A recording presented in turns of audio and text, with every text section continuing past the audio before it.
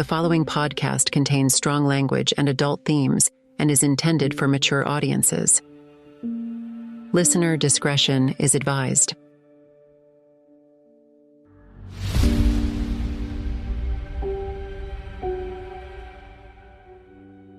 Hanky Digital presents The Skin. Show me what lies beneath.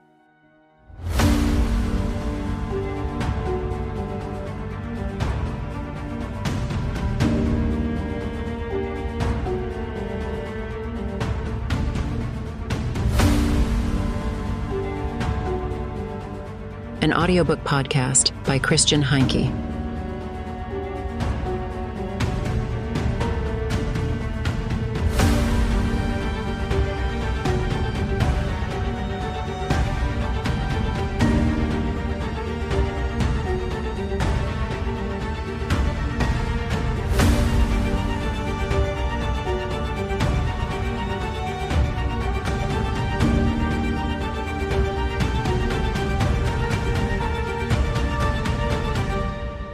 Chapter 9. Broken Glass. Jamie had grown remarkably inclined to enter a session in progress abruptly. At least Andy had used all his skills as a psychologist to ensure that Jamie adhered to the basic rules of politeness and knocked first. He was in a session with Rose Smitherton, one of the typical mid-50s from Easton and the surrounding area. Her husband was a bigwig in the Pentagon. The children, already fledged, had left the parental nest. Rose meticulously organized every gala, evening, and charity event. She avoided discussing certain topics in the women's club and neglected thorough coverage of any scandals. Her life was perfect, elitist, and, in her opinion, devoid of meaning. For a woman like that, Easton offered only 3 ways out: alcohol, a lover's embrace, or a psychiatrist's office. Rose Smitherton had just told him she was using all 3 options when Jamie stormed in without knocking. "Quick, Channel 1, she gasped. "Where's the—" she asked, turning her head back and forth like a startled chicken. "Aha, there." She grabbed the remote control and switched on the television. "Jamie, can't you see I'm in the middle of a meeting?" Andy began, but the breaking news from the local TV station cut him off. Katherine Williams arrested at her estate. The New York District Attorney's Office has charged her with 7 counts of murder. A cameraman accidentally injured the former top model on the head during a spectacular arrest and initially had to be treated in an ambulance in Easton. Katherine Williams made headlines for a skin transplant after a plane crash last year. The TV suddenly went silent. Andy had taken the remote control from Jamie's hand and switched the set off again. "What are you doing?" she asked incredulously. "I've turned off the TV," Andy replied calmly. "That's not what I mean. I mean, what are you doing about Katherine now? After all, she's your girlfriend." She emphasized both syllables to give them more weight. "I don't intend to do anything." "But," she stammered, "I have a meeting right now, Jamie. Mrs. Smitherton." But Rose Smitherton stood up in the meantime and patted Andy's cheek as if he were her well-behaved grandson. I'm cured. I got rid of my depression. You're a genius, doctor. I don't even have the craving for a drink anymore." She pursed her lips with glee. "Katherine Williams and the doctor. I'll have to tell Angelica about that right away." Andy only heard the last words as a murmur. She had already floated out. "Well?" Jamie asked. "What now?" "Isn't there someone you should take care of, Doc?" "Katherine can take care of herself just fine, Jamie. Believe me, she always has." "You can't do that. The phone rang. Andy turned away theatrically. Jamie rolled her eyes and picked up the receiver. "Dr. Peterson's office. Yes, just a moment." She handed him the receiver. "It's Miss Williams. She wants to speak to you. Shall I tell her she can take care of herself?" "Hello, Andy," Katherine said on the other end of the line. Her voice sounded like she'd been crying. "Hi," he replied awkwardly. "Listen, Andy, this is the only call they'll let me make. I'd like you to call my lawyer in New York. His name is Schwartz, Harold Schwartz, Schwartz.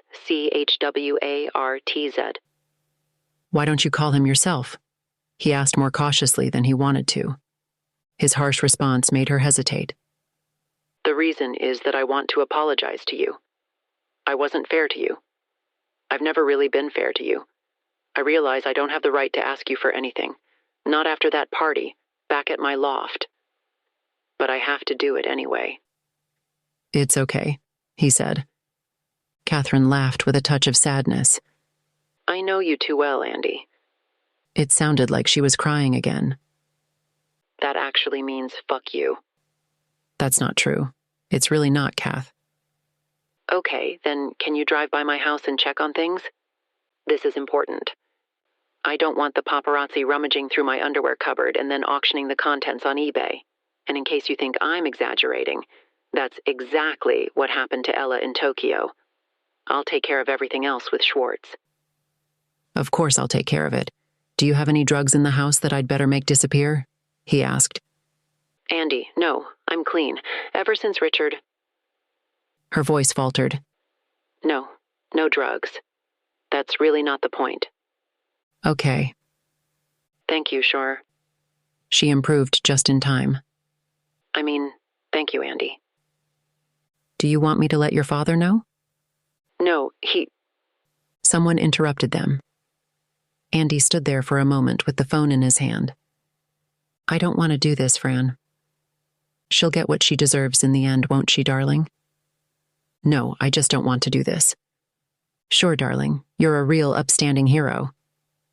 So, what did she want? Asked Jamie with undisguised curiosity.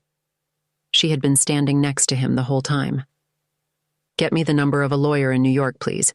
Harold Schwartz. Call me on my cell phone when you get the number. Sure, I'll do that, but what did she say? Andy ignored her question. I'm off now. Cancel all my appointments for today, he said, grabbed his jacket and left. Jamie looked after him and shrugged. Fine, I'll just have to find out from the TV. She switched the phone back on. The number, Jamie, said Andy, sticking his head in the door. Of course, Dr. Peterson, Jamie said, reaching for the phone. When she gave him the number a little later, and he could finally call Schwartz at his office, he had already reached the Rolliston estate. 6 broadcast vans from local stations parked in front of the driveway, and he identified 2 with Baltimore station logos. He honked his horn to make his way through the crowd. He honked his horn to navigate through the crowd, reminding him of his visit to Ireland and an encounter he had with a flock of sheep. Camera lights blinded him. He closed his eyes and nearly collided with a pretty reporter whose face he recognized from the evening news. Watch out, you asshole, she shouted angrily. Well, well, thought Andy. He smiled at her. She then gave him the middle finger, prompting him to wonder if she would send a greeting like that live on Fox News. Paying no further attention to her, he drove to the main house. Once there, he encountered a policeman who was trying, with little success, to set up some sort of makeshift roadblock using only his overweight physical presence. When he saw Andy's car, he raised his meaty hand in a stop gesture and, with a circular motion, motioned for him to roll down the window. Andy obeyed. There's nothing to see here. Turn around again, the deputy ordered routinely. He may have said the same thing several times that day. My name is Dr. Peterson. Miss Williams has asked me to look after things here. Are you her lawyer? No, I'm Miss Williams's psychiatrist. Andy expected a rebuff, but the deputy started laughing heartily. Well, then you've done a shitty job on that lunatic, Doc. His laughter resembled the neighing of a horse and sounded somehow unhealthy. What do you mean? Andy wanted to ask, because he didn't immediately understand what the deputy meant. Oh, yes, I see. Can I go through now? Go ahead, said the fat man. Andy nodded to him and drove off. In the rearview mirror, he saw the deputy looking after him, still whinnying. And you are? A small woman asked in a high-pitched voice. She was wearing a dark coat with a New York police badge on the lapel. Andy Peterson. Dr. Andy Peterson. Are you from the local forensics department? She inquired in a stern tone that didn't match her appearance at all. No, he replied, thinking to himself that it was obviously not good to eat cherries with her. I'm a psychiatrist and a friend of Miss Williams. She asked me to look after things here. I see, the woman said. Andy waited for her to introduce herself, but she made no move to do so. She clearly doesn't like psychiatrists, he thought, and asked, "Where is Miss Williams now?" "In the county sheriff's jail. She's being transferred from there to us in New York tonight." "Is she all right?" "She's had medical attention, if that's the point of your question." "Yes, that's exactly what it's aimed at." He cleared his throat. "Look, Miss Williams' primary concern is to prevent the press from gaining access to her home. You understand? Miss Detective Louisiani. We're here looking for evidence to prove Miss Williams's guilt, and we certainly don't want anyone here to interfere with our investigation. Nor anyone from the press, Doctor." "None of this is true, Detective. Do you really think Kathy would be capable of committing all these murders?" Andy shook his head and laughed softly, unconsciously mimicking the fat deputy. "You obviously think otherwise." "Yes, that's right. It's impossible. Completely impossible." "Is that your opinion as Miss Williams's psychologist or as her friend? You are her boyfriend, aren't you?" "Both, Detective. I'm her psychologist and her friend."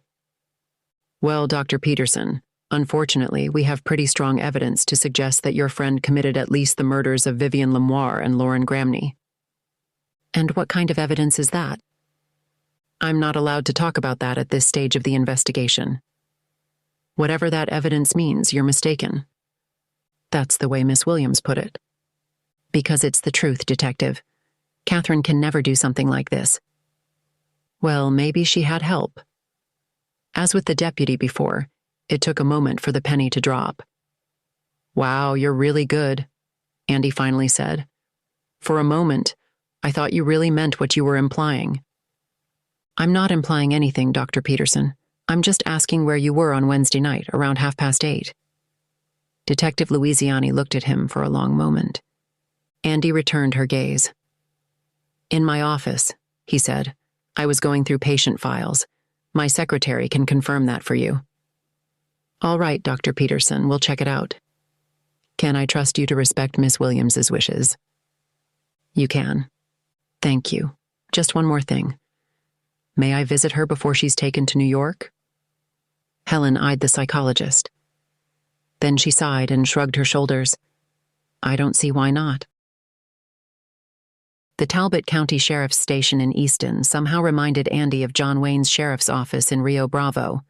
But here, there was no guitar-playing Ricky Nelson, no down-and-out Dean Martin, and no toothless, eternally whining Walter Brennan, just a friendly, smiling receptionist in a deputy's uniform. "How can I help you?" she asked.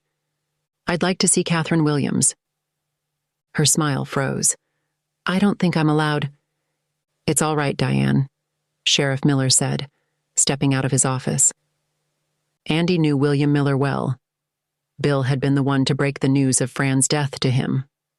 Despite, or perhaps because of this, they had become friends, and the Millers often invited him to dinner. From time to time, far too rarely, in Bill's wife's opinion, Andy had accepted the invitation. Bill fitted in well with this Rio Bravo backdrop.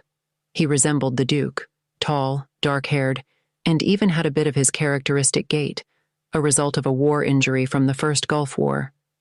Bill had never told him how he came to be injured. The only thing Andy had learned from him was that he had encountered hostile forces. Bill had then emptied his beer can in one long gulp and crushed it noisily in his enormous fist. Andy hadn't brought up the subject since. The sound of Sheriff Miller's rattling keyring signaled the near end for Katherine. "Andy," she thought. "Andy sees me one more time. To spit in your face. No, he'll help me, and he'll forgive me one day. He'll be there for me. He will take away your pain, grab him and send him back into the dark. Dream on, bitch. Mine, you're mine. Maybe. But my child, my husband, and 2 of my friends are dead. And soon I too. Then I won't belong to anyone. Not even you, Pain." She hadn't had to look very hard to find something to slit her wrists with. She discovered a forgotten shard of a beer bottle under the mattress. It had glowed blue-green in the neon light tube. It was easy to press it firmly against her wrists. Then she lay down and waited to die. The pain tightened its grip on her hands. "Come," he said. "Come into the dark. It's nice here. Come into the dark. It is beautiful here. Come to me." "Danny," she thought. "Darling, I'll be with you soon." "You're mine," the pain replied, and she asked in a whisper, "Andy?" It emerged from her throat as if she truly was the little girl her father still believed she was. "No, it's me," the pain answered. She was drowning in darkness. "Something's wrong," Andy said, pushing past the hulking Bill. At first, all that was visible was Katherine's sleeping face, pale, yet stunning. If it hadn't happened a long time ago, he would have fallen in love with her right then and there. Oddly, he just noticed the blood. Dangling from the cot, the arm sent blood trickling towards the cell's drain. "Good God," Bill growled, sounding even more like the Duke. He quickly unlocked the cell door. They rushed in together. Bill pulled a handkerchief out of his breast pocket, not a bandana like the Duke's, Andy thought, while pulling another one out of his trouser pocket and improvising a pressure bandage. Andy stood helplessly by as he diligently tried to preserve what brief life was left in Katherine's body. "Don't worry," Bill reassured him. "She won't get away that easily." Yes, I understand. That's fine. Thank you for letting me know about it." The senator hung up the phone. He was as white as a sheet. Liz, his secretary, who had just presented him with some documents to sign, thought at first, "Great. Now the old man has had a heart attack and I can look for a new job." But the senator sighed, as if he had to tackle an unpleasant matter he had previously avoided, and said, "Please contact Leonard Johnson. I need to speak to him immediately." "Yes, sir." Liz shuddered. Johnson scared her. She lacked knowledge of the precise nature of the tall black man's activities for the senator, but she strongly suspected their legality was questionable. When his secretary had left, the senator fetched a bottle of scotch from the bar and poured himself a large glass. As he drank, he looked down at the Potomac River and thought of his stubborn little girl. "Oh, Kathy, why do you make it so difficult for your old man?" When he had drunk about half the bottle, there was a knock at the door. "Come in," he called. The visitor entered quietly, as only Leonard did. "Lenny, old friend." The senator shook his hand. "Sir? Do you remember the day you brought Professor Winter here to my office?" "Yes, sir." "Do you also remember what I said to you after his visit?" "Yes, sir. You mentioned 2 scenarios for the professor's future." "Exactly. Unfortunately, it now looks like we'll have to turn to scenario number 2, dear Leonard." The giant was silent for a moment. He sighed in his own manner. "I understand. Anything else, sir?" "No, Lenny, that's more than enough." "Night, sir." Leonard Johnson left as quietly as he had come. So now there's no turning back, the senator thought. He drained his glass. Attack had always been the best defense, and he would defend his difficult, stubborn daughter, whatever the cost. Can't explain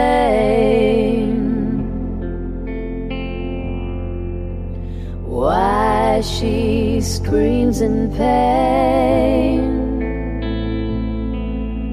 running to the prison cell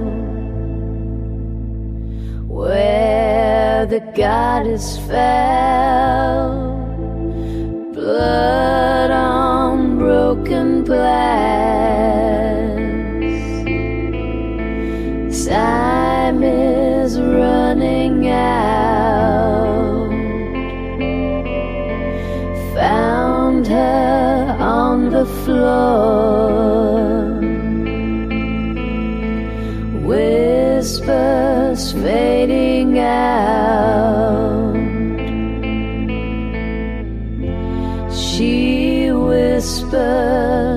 shout my name through lips gone pale.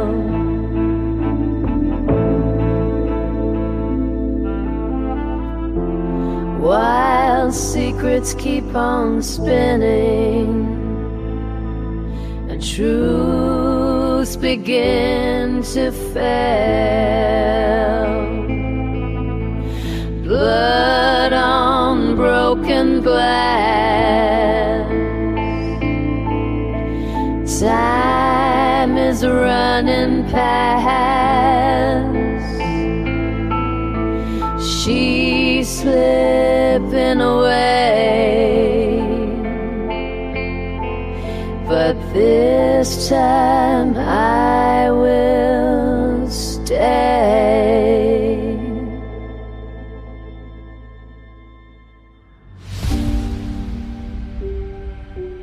Thank you for listening.